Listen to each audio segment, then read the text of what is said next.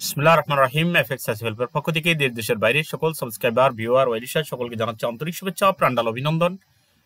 আশা করি সকলেই ভালো আছেন, সুস্থ আছেন। আর এই প্রত্যাশা রেখে শুরু করছি আজকে ভিডিও। বন্ধুরা, আজকের ভিডিওতে আমরা কিছু টিপস দেব, সেটা হচ্ছে পিভট পয়েন্ট ট্রেডিং টিপস। ফরেক্স সফল ফরেক্স যোদ্ধাদের যে টিপসটা আপনি পেয়ে আশা করি আপনার কিছু ট্রেড আপনি সুন্দরভাবে পরিচালনা করতে পারবেন এবং আপনি সুন্দর একটা হিস্টোরি তৈরি করতে পারবেন। আসি আমরা সেই টিপসটা নিয়ে একটু কথা বলি।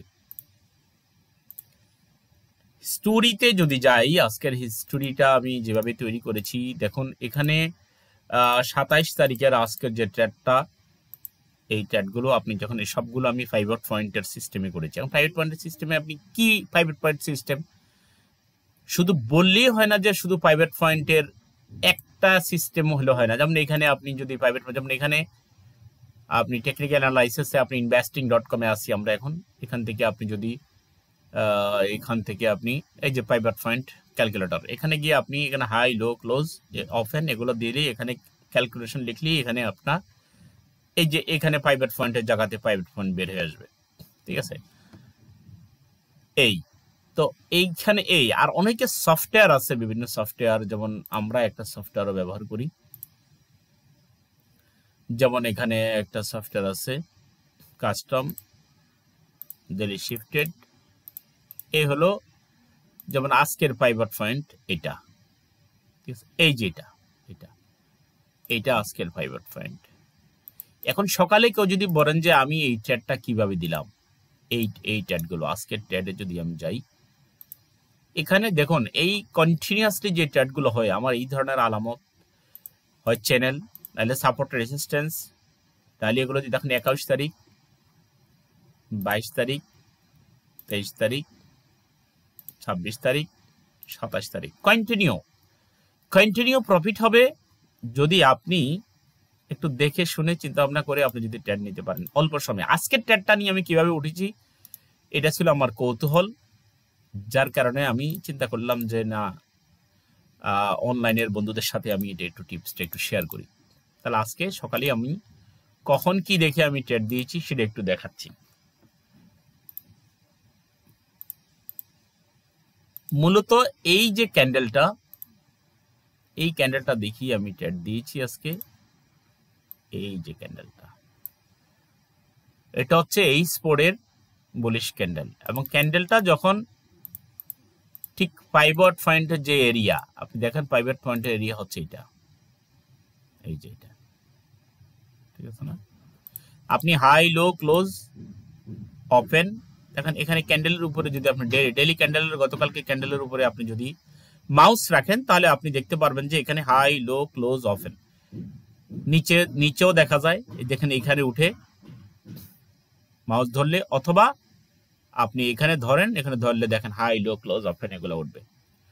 তো এইগুলোকে আপনি যোগ করে 4 দিয়ে ভাগ দিতে পারেন, অথবা আপনি যদি ওপেন বাদ দিয়ে হাই, লো, ক্লোজ রাখেন তাহলে 3টাকে যোগ দিয়ে আপনি 3 দিয়ে ভাগ দিয়ে আপনি বের করতে পারেন।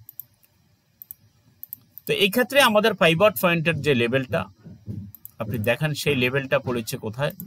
এখানে যদি আমরা একটা দাগ দেই, দাগটা আমরা এখানেই দেই,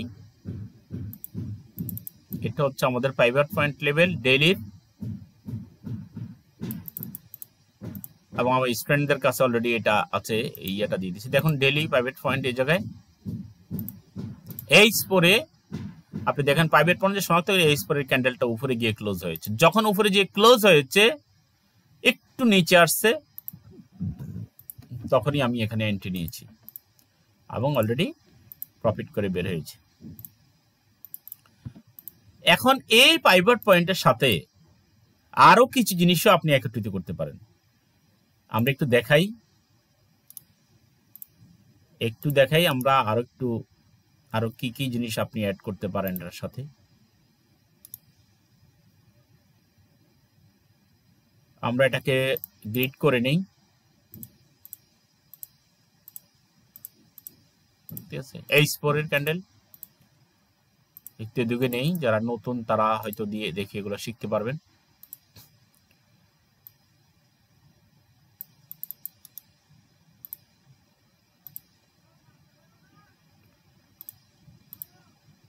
একটু মনোযোগ দিয়ে দেখেন যারা নতুন তারা,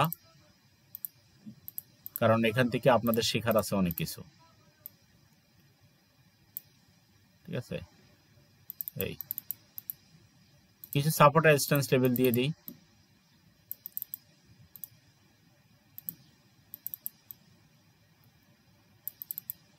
রানিং মার্কেটের উপরেগুলো রেজিস্ট্যান্স লেভেল, নিচেগুলো সাপোর্ট লেভেল। আমরা সাপোর্ট রেজিস্ট্যান্স লেভেলগুলো আমরা দিয়ে দিই অলরেডি। দেখুন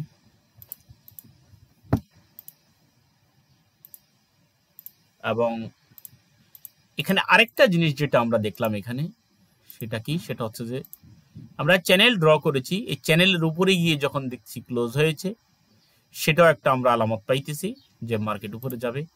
আরো কিছু জিনিস আমি আপনাদেরকে দেখিয়ে দিচ্ছি। এখানে গেলাম আমরা বলিঙ্গার ব্যান্ডে,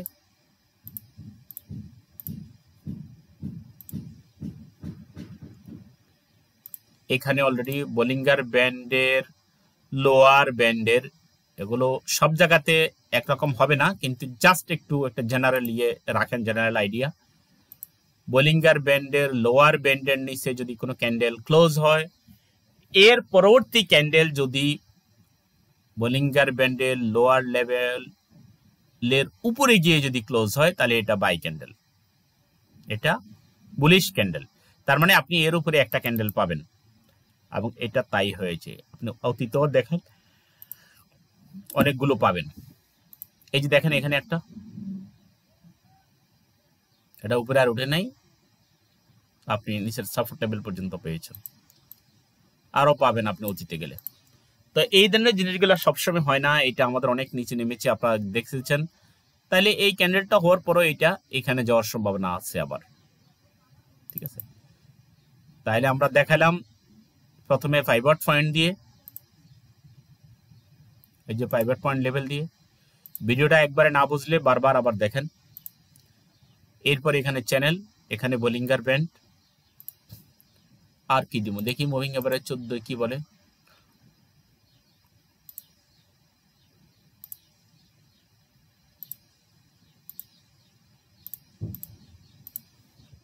না মুভিং এভারেজ 14 এটাকে ধরবে, এটা এসে এখানে ধরা পর্যন্ত আমরা ইয়ে করতে পারি, এখানে ধরতে পারে। এই তাহলে আমরা, আমার মূল ইয়ে ছিল, থিম ছিল আজকে যে পাইভট পয়েন্ট দেখা, এবং পাইভট পয়েন্ট দেখার জন্য আপনারা যেটাতে যাবেন সেটা হচ্ছে investing.com এ গিয়ে, সেখানে আপনারা এখানে পাইভট পয়েন্ট দেখতে পারবেন। টেকনিক্যালে গেলে এখানে পাইভট পয়েন্ট ক্যালকুলেটর, এখানে ঠিক ডেইলি ক্যান্ডেলের, আবারও বলছি আপনার daily candle, daily pivot point আমরা বের করব। আর পাইভট পয়েন্টের আরেকটা সিস্টেম আছে, যদি মার্কেট পাইভট পয়েন্টের উপরে থাকে,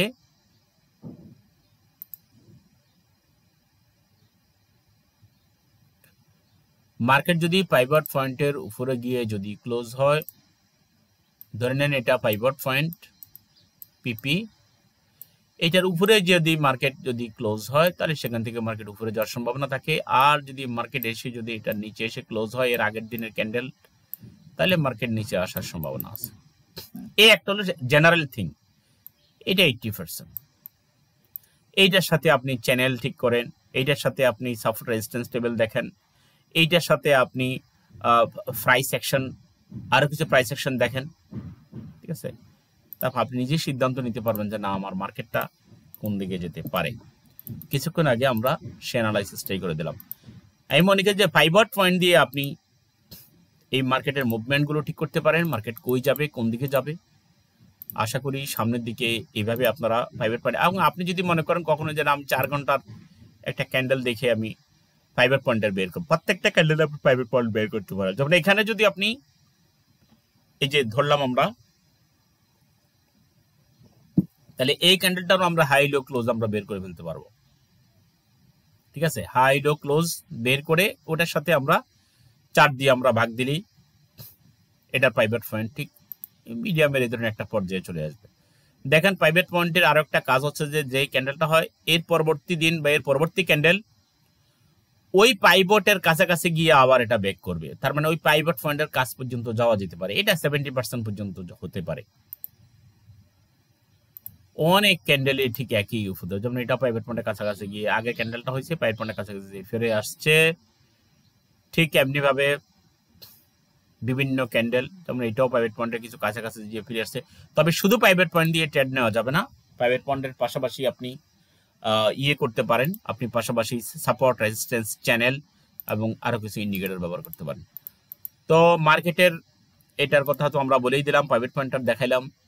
তো আশা করি বুঝতে পেরেছেন, এবং এইভাবে আমি মনে করি যে আপনারা সারাদিন ফরেক্সে বসে না থেকে, সারাদিন ফরেক্সে ট্রেড না করে ঠিক সময় মতো, সুযোগ মতো আপনারা ট্রেড করে বের হন।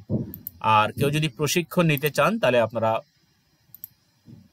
হোয়াটসঅ্যাপ আছে, মোবাইল নাম্বার আছে এটাতে, মোবাইলে না ধরলে আপনি হোয়াটসঅ্যাপে নক দেন, একটা পরিচয় দিয়ে আপনি কথা বলেন, এবং অলরেডি আমাদের আগামী মাসের বেচ শুরু হয়ে যাবে 1 তারিখ থেকে।